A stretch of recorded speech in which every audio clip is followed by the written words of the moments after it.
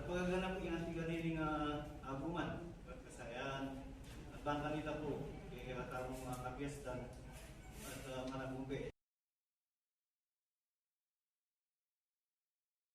Barangay ni Malabanyas, Honorable Alice A. Pamiti. At para mag-ikakadwan judge, aking po yung pinaka-best friend ko RST Chairman, manipatan niya po king Barangay na rin Santo Cristo, Honorable Carlo M. Sica. Para naman po king SK Federation Chief of Staff po, aking po yung college best friend ko. Pagkilalagyan po kaya kay Miss Annalyn P. Tamay. Tapos po, aking po yung attorney na masipag, attorney na maganda. Pagkilala kaya po, Miss Yani Jingo. Aking po rin, apat na judge, ilan na pong balang musga, tsaka ilan na pong mapagmukbang na po rin, kaya po rin yung So, good luck man po, kaya kayo muna po, bibigyan ko na yung munang pasalamat po kasi nag-participate kayo po, kaya katang celebration. Puri ko pong dinantala po mo sa gawa parang rin kaya katang sarili para po gilawin. So, start. Siguro po start tayo na yan. By, in criteria na po pala rin kaya katang cooking contest, si kanya man maglutong manok. Good flavor balance and combination 30%. Texture should be well combined with flavor 10%. Appetizing and moderate size portion 25%. Adherence to the team's manok po chicken. Tapos maintenance, kaya na naman po rin. Maintain neat working. Perfect na kayo naman po kanya po observe profession grooming, makanya hygiene, well present na naman po. Apong applies food safety and sanitation, malinis na mga po. So, all in all po, total na 100%. So, good luck po sa mambot. In champion tayo po, mali ko yung 5,000 pesos. Yes. Tapos po, ikakadwa 2,500 pesos.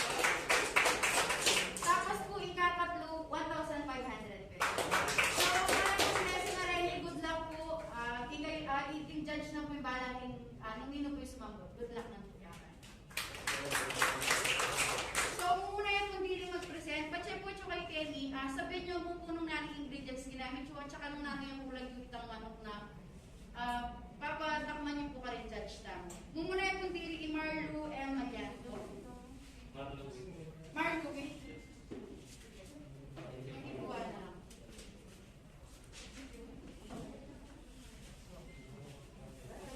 Mozzarella cheese po. At niya po palang mozzarella cheese. Na medyo at niya pong kamahalan ng kain niya.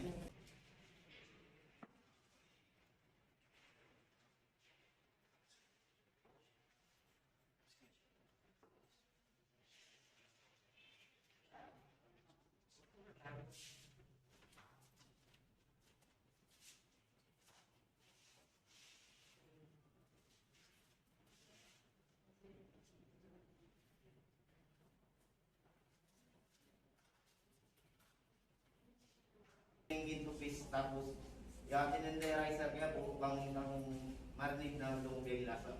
Ibig marinate ko po egg tapos parmesan cheese tapos po natin yung dry malunggay leaves tapos natin niya rin dry parsley.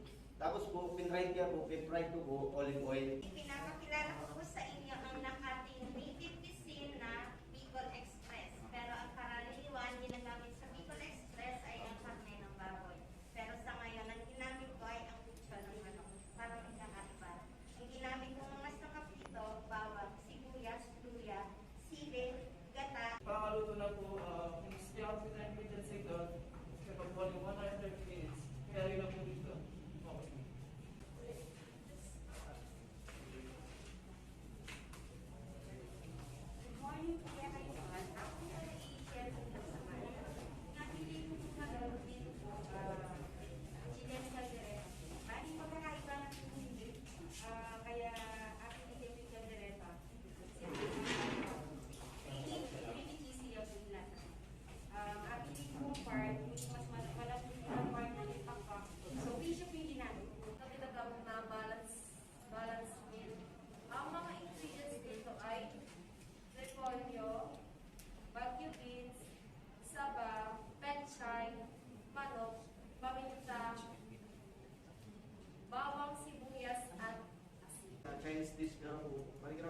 patatas at pinay Pangulo.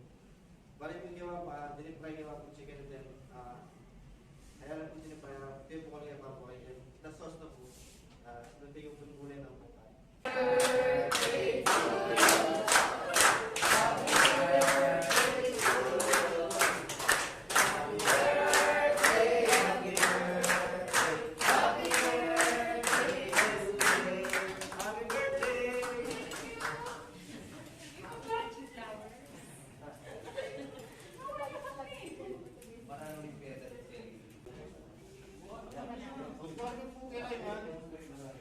Yung masyado po western kusinya po fried at mimosa.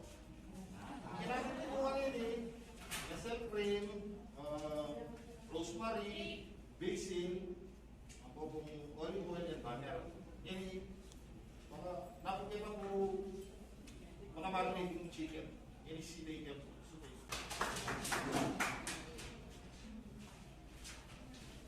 Maya pa ako, kaya po. Ako po pala lipat saka. English po na nagdaming para pero simple lang po. Pero kung English na po kapakain. Sa amin natin po, basta lutong kapampangan. Yes! Ang recipe na po, simple lang po. Maranya po yung adobo. Na sibuyas, bawang. Binyan kayo kung taklag pag extra. Kita mo po sa lang. Sana po mag- Yeah!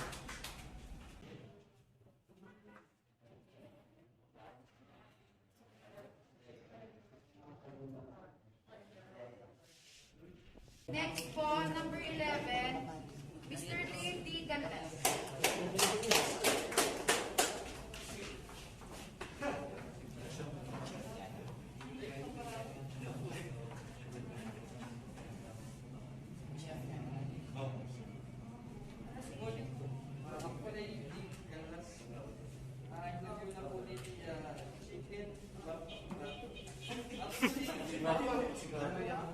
Chicken, bang avocado. Avocado. Kasi experiment yan, parang unique yan po pa rin. Kaya ganun. Kaya po malasa. Ay, yung isa po nili, fresh chili yan po ginamit po ba yung pero walang yan. Parang stir fry yan po, kaya na po, tinumbet yan po. Mozzarella cheese. Ganyan po, toppings na po yung base. Malapit na po yung takoyaki ba? No po. Represent ko lang po yung spicy chicken. So, pabalik na lang po siya ng lutong paksiw. Ang iniba ko lang po yung mga ingredients. So, yung suka, ginawa ko po siya kalamansi. Tapos yung mga gulay niya. Yung patatas. Hindi ko na minix ng iba kasi baka mag-iba yung lasa niya. So, ito lang po. Iba niya lang po. Okay. Pakakita mo.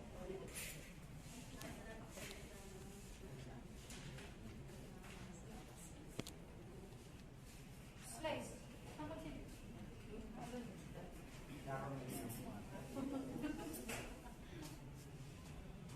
Tapos, yung manok,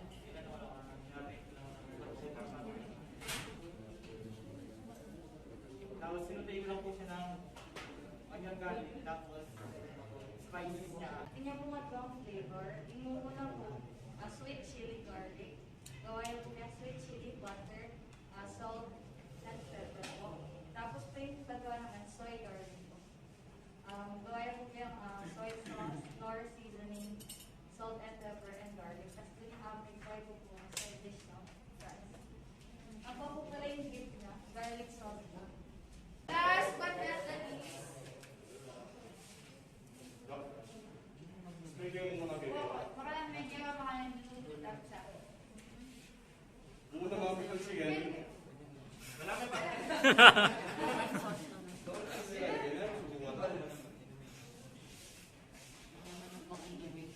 First, mami yung chicken. Pirain ka lang. Pirain ka mga 1 hour. Kaya, tapos po pirain. Yun. Pinalawa po sa 1 hour. Tapos, in-start ko ng therapy yung paprika, salt and pepper,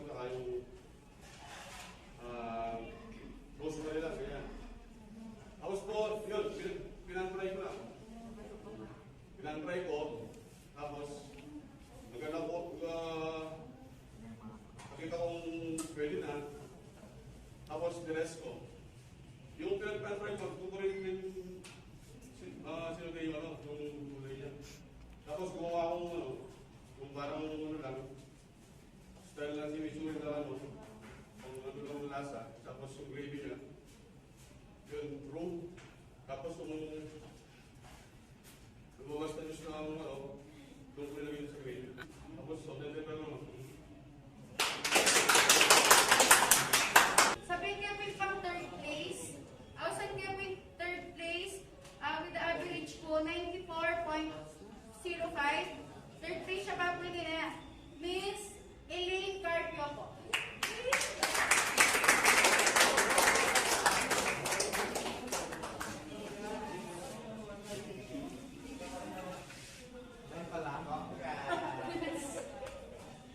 Okay, 1, 2.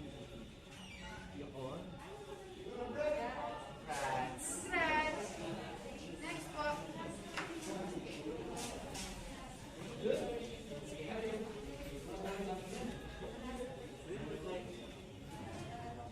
The second place tama po, average na po 95.75. Ala po nga ba, anong ali Ricardo Pererto.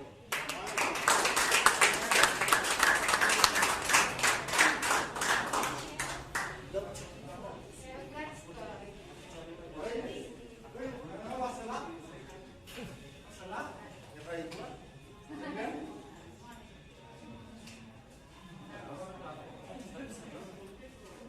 Grabe ka kawat. 1, 2.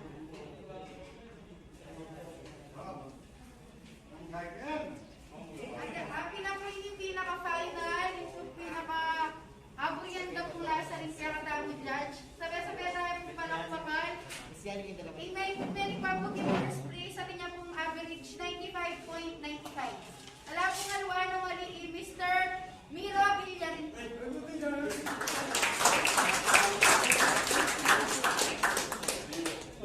May kalas niyo po? Thank you po. Ayaw mo.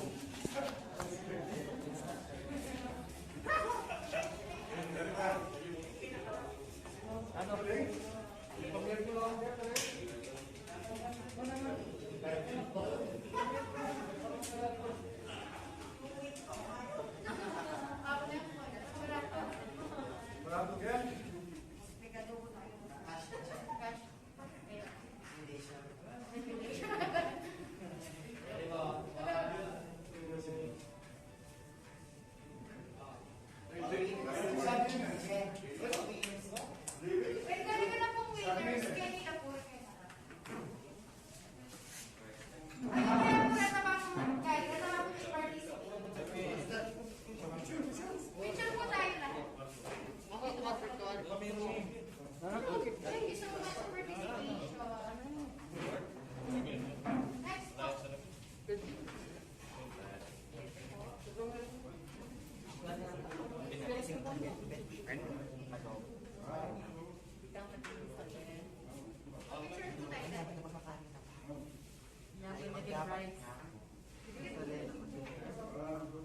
Nagawad, excuse po. Congress tao po. Pati po rin winners na. Ako mag-cash siya. Pati po din winners.